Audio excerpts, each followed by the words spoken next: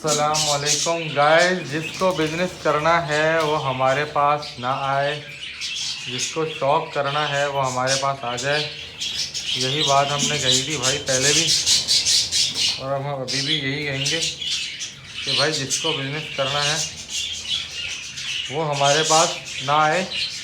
क्योंकि भाई बिज़नेस हो रहा है कैटल में। कैटल में 1-1 करोड़ की गायें बिक रही हैं, 10-10 करोड़ की गायें बिक रही हैं।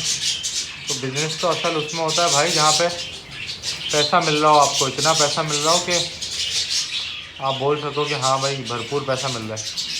जहाँ पे यार 1000, 2000, 3000, 4000, 10,000 मिल रहे हो, वहाँ पे फिर पैसा आप बोल नहीं सकते कि ये बिज़नेस है। आप शौक तो कह सकते हो उसको, लेकिन बिज़नेस कह सकते हैं सिर्फ उस इंडस्ट्री को जहाँ पे करोड़ों का फ़ायदा हो।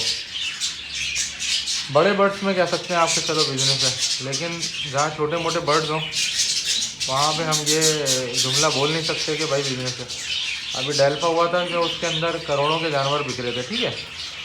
आप लोग खुद भी इंटरनेट पे देख ही रहे होगे कि भाई कितने के जानवर हैं, क्या है क्या नहीं, सारा सिलसिला आप देख रहे होगे। तो कहने का मकसद ये है कि भाई जहाँ पैसा इन्वॉल्व है वहाँ बिज़नेस कहा जा सकता है, लेकिन जहाँ पे चंद हज़ार रुपये, आजकल 1000 रुपये की कोई औकात नहीं है। 10,000 का तो एक सूट ही आ जाता है ना। मतलब अगर आप बाहर खाना खाने चले जाओ अपनी फैमिली के साथ, तो 8-10 हज़ार रुपये का खाना तो मामूली है कि बंदा एक टाइम का खाता है ना। अगर बाहर रेस्टोरेंट में किसी खा ले अच्छे, तो बात यह है कि जब आप एक आध टाइम का खाने के पैसे अगर आप एक शेयर से निकाल पा रहे हो सिर्फ, तो फिर वो बिज़नेस नहीं हुआ। वो तो फिर आपका एक आध टाइम का खाना हुआ, और एक आध टाइम का खाना तो सिर्फ शौक़ से ही, मतलब शौक़ ही कहलाएगा ये। इसमें कोई आपकी अर्निंग नहीं कहलाएगी कि आप उससे लाखों रुपए कमा रहे हो ना, ठीक है। अच्छा, जहाँ पे बात आती है कि यार क्या तमाम बर्ड्स के अंदर ऐसा है? तमाम बर्ड्स में नहीं होगा, ज़ाहिर है। जो बर्ड्स महंगे हैं, लाखों करोड़ों के हैं, या जहाँ पे बात होगी क्वांटिटी की ना। अब जैसे जिसके पास रेम्बो का, मिसाल के तौर पे रेम्बो की बात करते हैं, क्योंकि हम तो रेम्बो के एम्बेसडर हैं। रेम्बो की बात करेंगे तो रेम्बो के एम्बेसडर होने की हैसियत से अगर मैं बात करूं, तो रेम्बो में जिसके पास 1000-2000 पेड़ लगा होगा और वह एक्सपोर्ट कर पाए, तो वो तो कह सकता है कि मैं बिज़नेस कर रहा हूँ। लेकिन जिसके पास 5-10 पेड़ हैं, वो क्या बिज़नेस करेगा, ठीक है। इसी तरह से अगर मिसाल के तौर पर जो बड़े बड़े ब्रीडर्स हैं, उनके पास भी मैं देखता हूँ तो इतनी क्वांटिटी में पेयर्स नहीं लगे हुए हैं। अगर उनसे आप 100 पेयर मांग लो तो वो नहीं दे सकते। एक आध कोई बड़ा नाम ज़रूर होगा कि जिसके पास पूरे घरों में पूरे मतलब 4-5 मंजिलें जो हैं वो तोतों से भरी हुई हैं या बर्ड से भरी हुई हैं, लेकिन वो कोई इक्का दुक्का ब्रीडर हैं जिस तरह के ना, या जिनकी छतें भरी हुई हैं। बाकी जो बेचारे नॉर्मल ब्रीडर्स हैं जिनको आप और मैं जानते हैं, आप उनसे मांग लो। अभी मैंने कल एक बंदे का मैसेज आया कि यार फलाना ब्लैक फेस की एक फीमेल चाहिए ना ब्रीडर। मैंने कहा यार मैं तो ब्लैक फेस में काम नहीं करता। मैंने एक बंदे का नाम दिया जिसको मैं जानता हूँ, वो ब्लैक फेस में काम करता है, ठीक है। अच्छा, अब वो ब्लैक फेस में जो बंदा काम करता है वो एक बड़ा ब्रीडर है, मतलब फेमस ब्रीडर है। ऐसा जब उससे उस बंदे ने बात करी तो वो कह रहा है कि भाई मैंने इससे पूछा, इसके पास नहीं है। तो ऐसे ब्रीडर्स जो बड़े ब्रीडर हैं, जब उनके पास भी माल लेने जाओ तो माल ही नहीं है उनके पास ना। तो जब आपके पास माल ही नहीं है, तो फिर हम इसको क्या बिज़नेस बोलेंगे या शौक़ बोलेंगे? क्योंकि बिज़नेस के अंदर आप, मिसाल के तौर पर समझाने के लिए बोल रहा हूँ, अब जैसे मिसाल के तौर पर आप किसी मॉल में जाते हो और जे डॉट के पास चले आओ, तो कभी जे डॉट वाला ये थोड़ी बोलेगा कि भाई मेरे पास माल नहीं है। हाँ, वो ये ज़रूर बोल सकता है कि मेरे पास पुराने आर्टिकल्स ख़त्म हो गए, अब नए आर्टिकल आए, लेकिन वो ये नहीं बोलेगा कि मेरे पास माल ही नहीं है, मेरे पास कपड़े ही नहीं है। क्योंकि बिज़नेस कर रहा है भाई। अगर हलवा पूरी वाला है, मिठाई वाला है, उसकी दुकान पे आप जाओगे तो वो मिठाई आपको देगा, ये नहीं बोलेगा कि है नहीं अभी। तो बिज़नेस जब चल रहा होता है भाई, तो सप्लाई चेन डिमांड जो है ना वो भरपूर चल रही होती है। जहाँ पे सप्लाई चेन डिमांड नहीं चल रही बल्कि सीजनल वर्क चल रहा है, मिसाल के तौर पर 4 पीस उसने इस साल निकाले, बेच दिए, 4 पीस अगले साल निकाल के बेच रहे हैं, ये बिज़नेस थोड़ी है। ये तो शौक है। वो उसके बाद जब एक्स्ट्रा पेयर या एक्स्ट्रा पीस हो जाते हैं तो वो बेच देता है। अब मेरे पास इस वक्त लोग जामनी के पेड़ मांग रहे, मेरे पास है ही नहीं। तो मेरा अगर बिज़नेस होता तो भाई मेरा बिज़नेस तब होता जब मेरे पास हर वक्त जामनी के पेड़ अवेलेबल होते, और जब भी कोई मुझसे डिमांड करता तो मैं उसकी डिमांड एंड सप्लाई के हिसाब से उसकी डिमांड को पूरा करके बिज़नेस करता, पैसा कमाता, यानी कि कस्टमर जो है वो मेरा खाली नहीं जाता। अभी तो कोई मुझसे जामनी का पेड़ मांग ले, मैं उसको बोलता हूँ है ही नहीं। ठीक है, कोई एक आध पेड़ कभी आ जाए तो आ जाए सेल का किसी के पास से, या मेरे पास अगर पट्टे निकल आए मैं उनको तैयार करके भेज दूँ तो वो एक अलग बात है, वरना हर वक्त अवेलेबिलिटी नहीं है। मिसाल के तौर पर अभी मुझसे कोई बोल दे यार 100 पेड़ दे दो रेम्बो जामनी के, तो मेरे पास है ही नहीं। तो ये बिज़नेस नहीं है, शौक है। तो बार बार मैं इसलिए बोलता हूँ कि ये बिज़नेस नहीं है, ये शौक है। बाकी भाई कॉलोनी की माशाल्लाह अपडेट अच्छी है, सब कुछ सही चल रहा है और क्रॉसिंग भी बड़ी अच्छी हो रही है। लेकिन तब तक के पट्टे की क्वांटिटी इस कॉलोनी से निकल के नहीं आती तब तक हम जो है वो कुछ कह नहीं सकते। अच्छा, बाकी सीन ये है भाई कि डेल्फा के अंदर जब मैं गया हूँ तो मैं आपको किसी एक टॉपिक के ऊपर आज वीडियो बना देता हूँ। डेल्फा में जब मैं गया हूँ तो भाई मैंने देखा है कि लोग जो है वो भरपूर तादाद में आए हुए थे, क्वांटिटी ऑफ पीपल बहुत ज़्यादा आई हुई थी वहाँ पे ना। अच्छा, जिससे एक बात तो कंफर्म है, वाज़ेह है कि ये देखो, आपको ये समझना होगा कि ये शौक चल कहाँ से रहा है ना। मतलब ये हमारे आबा और अजदाद जिनके पास पहले मीडिया, फिल्म, टीवी नहीं होता था, वो लोग क्या करते थे कि वो लोग ना शौक किया करते थे। सही है, अब वो शौक ट्रांसफ़र होता ना नस्ल दर नस्ल हमारे पास आ गया। ठीक है, अब ज़ाहिर है जब टीवी, मीडिया, फिल्म आया तो वो शौक डिस्ट्रीब्यूट ज़रूर हुआ, उसका क्वांटम कम हुआ। क्वांटम कम होने से मतलब क्या है कि मिसाल के तौर पे जिसको घोड़े का शौक था अब उसको गाड़ी का शौक हो गया। सही है ना। अब नया बच्चा घोड़ा तो नहीं चलाता ना, तो घोड़सवारी तो नहीं करता। अब घोड़सवारी का या घोड़े का शौक तो कम हो गया, क्योंकि वो कन्वर्ट हो गया न्यू टेक्नोलॉजी में, कार्स में, बाइक्स में। ठीक है, लेकिन क्योंकि घोड़ा भी अपने आप में एक खूबसूरत जानवर है तो वो शौक है, एग्जिस्ट आज भी करता है। ठीक है, लेकिन जो परिंदों का शौक है वो भी ज़ाहिर है डिस्ट्रीब्यूट तो हुआ, उसमें न्यू टेक्नोलॉजी आ गई। अब जो बच्चा पहले परिंदा पालते थे, पहले के लोग मुर्गे लड़ाते थे, परिंदे पालते थे, कबड्डी, कुश्ती, मलाखड़ा, अब वो ट्रांसफ़र हो गई हैं डिफरेंट चीज़ों में। गेमिंग आ गया, नई टेक्नोलॉजीज़ आ गई, अब लोग गेम खेल के वो शौक करते हैं पूरा अपना ना। So there are different things now.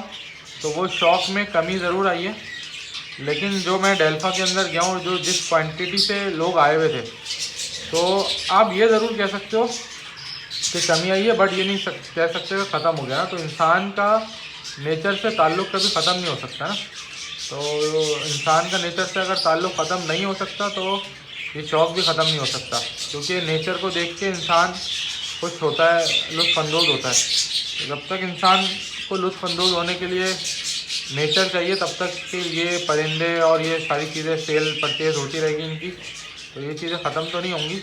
But ये ज़ाहिर है शौक़ के तौर पे ही चलेगा, सिर्फ बिज़नेस के तौर पे बहुत बड़े पैमाने पे जब आप करते चलेगा तब। अच्छा, कुछ चीज़ें जो मैंने और ऑब्ज़र्व की वहाँ पे, कि वो मैंने सोचा कि आप लोगों से शेयर करूँगा। जो कंज्यूमेबल आइटम है, कंज्यूमेबल आइटम क्या होता है, जैसे फास्ट मूविंग कंज्यूमर गुड्स होती हैं, उसका मतलब ये होता है कि जैसे आपने आज साबुन है ना, साबुन वो हमारे घरों में इस्तेमाल होता है, ख़त्म हो जाता है, तो अगले दिन आप ये नहीं बोल सकते कि मेरे पास पुराना साबुन पड़ा हुआ है तुम ले लो, ऐसा नहीं होगा। साबुन तो यूज़ हो गया, ख़त्म हो गई कहानी। ठीक है, अब नया साबुन आएगा, वो ख़त्म हो गया, नया आएगा। ये कहलाता है fast moving consumer goods. Shampoo, साबुन, नमक, खाने पीने की अशिया, सही है ना, ये सारी चीज़ें फास्ट मूविंग कंज्यूमर गुड्स में आते हैं। अच्छा, होता क्या है basically, fast moving consumer goods वो सारा आइटम जो आज है कल ख़त्म हो जाएगा, आज है कल ख़त्म हो जाएगा, तो वो आइटम ज़्यादा चलता है, उसका बिज़नेस ज़्यादा चलता है, उसकी सेल परचेज, उसकी सस्टेनेबिलिटी ज़्यादा होती है, वो ग्रो करता है। क्योंकि मैंने मिसाल के तौर पर अगर मैं शैम्पू बनाता हूँ, तो अगर आज मैंने 100 शैम्पू बनाए तो कल वो ख़त्म हो जाएंगे, लोगों को 100 मज़ीद चाहिए होंगे। अच्छा, इसी तरह अगर मैं बात करूँ फ्रिज की, तो फ्रिज जो है वो फास्ट मूविंग कंज्यूमर आइटम नहीं है ना। फ्रिज हो गया, टीवी हो गया, अगर मैंने आज एक टीवी लिया तो कल वो ख़त्म नहीं होगा। ख़राब ज़रूर हो सकता है लेकिन ख़त्म नहीं होगा। ऐसा नहीं होगा कि आज लिया कल ख़त्म हो गया। चलेगा, सालों चलेगा, मतलब सालों बाद ख़राब हुआ और ख़राब भी हुआ तो वो सही भी हो जाता है ना। इसी तरह पुराने फ्रिज बिक रहे होता है, फ्रिज, टीवी, अलमारी, ठीक है, ये सारी चीज़ें फास्ट मूविंग कंज्यूमेबल आइटम होता है। अब ये सारे आइटमों का क्या फ़ायदा है और नुकसान है कि ये कभी अगर किसी ने ले लिया ना एक दफ़ा, तो वो उसकी नस्लें भी जो है ना ये आइटम यूज़ कर रही होती हैं, ठीक है। अच्छा, अब मैं आपको ये सारा फाइनेंस और बिज़नेस क्यों पढ़ा रहा हूँ, समझाने के लिए, क्योंकि भाई बात ये है, मैंने डेल्फा में जो सीखा ना उस तरफ मैं आपको लेके आना चाह रहा हूँ। अब मैं आपको समझाता हूँ ये सारी बातें मैंने आपसे क्यों की हैं। उसकी वजह ये थी कि भाई डेल्फा के अंदर ना कैटल भी आए हुए थे। कैटल मतलब गाय और बकरे, जो हमारी बकरा ईद में कंज्यूम हो जाते हैं। हाँ, अब आप थोड़ा थोड़ा समझने लग गए होंगे कि मैं क्या समझाना चाह रहा हूँ। देखो, मैंने तोते पाले, तोते पाल के मैंने मिसाल के तौर पे अपने पास रखे, तो अगर ये मैंने किसी को सेल किए ना तो ये उसके पास जाके कंज्यूम नहीं होंगे बल्कि तादाद में बढ़ते जाएंगे, ठीक है। बढ़ने से मुराद क्या है कि वो आदमी इनको खाएगा तो नहीं ना, ज़ाहिर है वो इनको लेगा, इनकी ब्रीड कराएगा, ये और बढ़ जाएंगे और बढ़ जाएंगे। तो ऐसा आइटम जो हमारे से कोई ख़रीदे और उसके लेने के बाद वो ख़त्म ना हो बल्कि वो और क्वांटिटी में बढ़ जाए या रहे, ऐसा item fast moving consumable item नहीं होता, ठीक है। तो लेकिन गाय और बकरे कंज्यूमेबल आइटम है। अब आप बोलोगे कंज्यूमेबल आइटम कैसे हैं?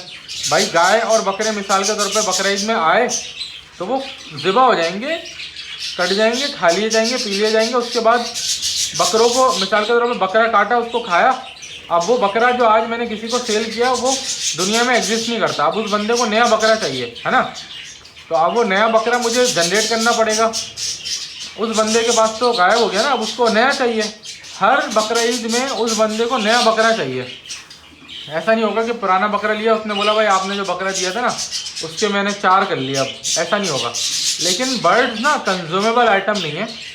बर्ड्स जो है वो ऐसा आइटम है जो कि मल्टीप्लाई होता रहता है। अगर आप मुझसे 2 लोगे तो आपके पास 4 हो जाएंगे, सही है।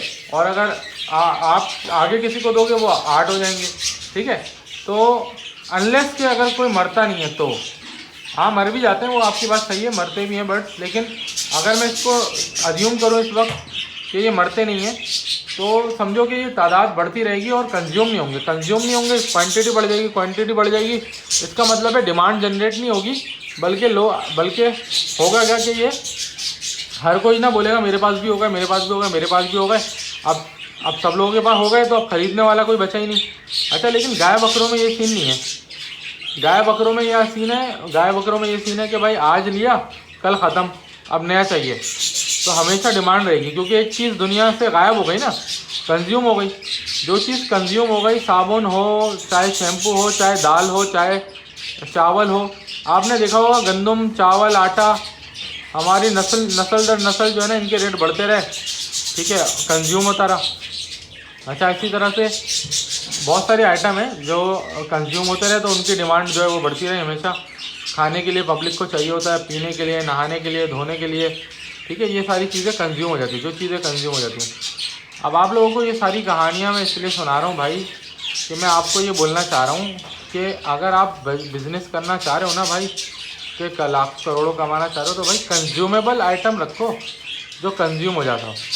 अच्छा, आप बर्ड्स को कंज्यूम कैसे करा सकते हो? बर्ड्स को कंज्यूम कराने के लिए मैं जब वहाँ गया तो मैंने देखा वहाँ पे एक्सपोर्ट करने वाले लोग आए हुए थे, एक्सपोर्टर्स आए हुए थे।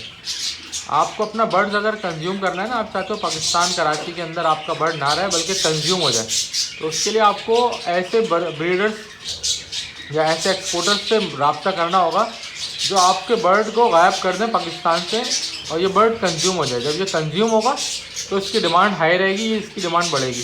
लेकिन अगर ये कंज्यूम नहीं होगा तो इसकी डिमांड भी नहीं बढ़ेगी। ये बात समझ में आ गई होगी। लव बर्ड के केस में भी आपको यही देखने को मिला कि वो कंज्यूम नहीं होता आइटम, एक्सपोर्ट नहीं होता, कंज्यूम नहीं होता। अच्छा, ये आइडिया जो मैं आपको दे रहा हूँ कंज्यूमेबल आइटम वाला, वो सिर्फ बर्ड्स के हवाले से नहीं दे रहा, या आप अपनी नॉर्मल लाइफ में भी ये आइडिया को इस्तेमाल कर सकते हो कि कोई भी ऐसा आइटम यूज़ करो जो कंज्यूम हो जाता हो, तो आपका बिजनेस चलेगा। ये जो रेस्टोरेंट वगैरह होते हैं ये क्यों चल रहे होते हैं? क्योंकि रोज़ाना बंदे को भूख लगती है, उसको रोज़ाना खाना चाहिए। कल जो आपने चावल लिए थे दुकान से, आज आपको वो चावल नहीं चाहिए, अब आपको नए चावल चाहिए, क्योंकि वो वाले चावल आप खा चुके हो, ख़त्म हो गए, वो इस दुनिया से गायब हो गए, आपको नया आइटम चाहिए। तो जब भी आप फास्ट मूविंग कंज्यूमर आइटम्स की बात करते हो तो वो ऐसे ही आइटम होते हैं, ठीक है। तो ये चीज़ें कॉन्सेप्ट क्लियर करना ज़रूरी होता है, ताकि आप लोगों को पता हो कि यार हमने किस चीज़ में हाथ डालना है। अब रेम्बो इस वक्त कंज्यूम तो दूर की बात, रेम्बो अवेलेबल नहीं है, तो इसकी डिमांड ज़्यादा आ रही है ना। कल को लेट सपोज के 5 साल बाद हर किसी बंदे के पास जामनी रेम्बो होता है, तो इसकी डिमांड कम हो जाएगी। अभी 5 साल के बाद रेम्बो की तो क्वान्टिटी का कुछ नहीं पता कि किसके पास कितना होगा ना, लेकिन अभी किसी के पास नहीं है, तो अभी इसकी डिमांड आ रही है कि भाई जामनी रेम्बो दे दो, वॉयलेट रेम्बो दे दो, फलाना दे दो।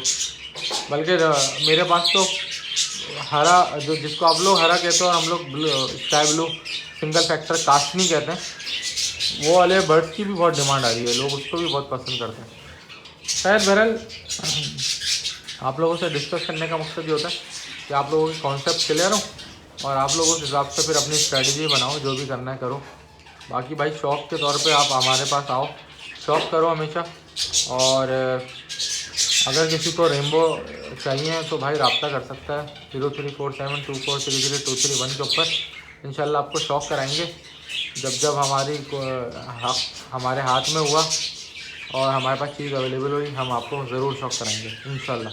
मिलते हैं भाई अगली वीडियो में। चैनल को लाइक सब्सक्राइब ज़रूर करिएगा, और अगर हो सके तो भाई ग्रुप्स में भी अपने शेयर कर दिया करें, ताकि आप लोगों के तवज्जुह से मेरी वीडियोस दूसरे लोग भी देख सकें, और ज़्यादा हम लोग रेम्बो के और बजरी के शौक़ को बढ़ा सकें और लोगों में पॉजिटिव वाइब्स फैलाएं, हॉबी को प्रमोट करें।